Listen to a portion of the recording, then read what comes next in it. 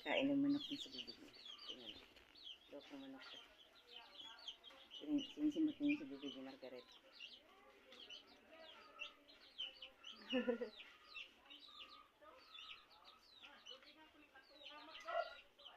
Buti hindi siya nagagalit, no?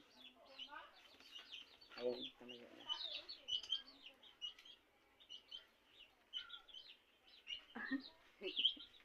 Best friend niya yung tatlong yan. Maliit pa yan dito. Dati isisiyo pa yan. Yan, nung pagdating ni Margaret. Ngayon pa rin na sila lutumbo na. Tali na, tali. Meron pong malaki dito. Pwede na ihawin. Talisay.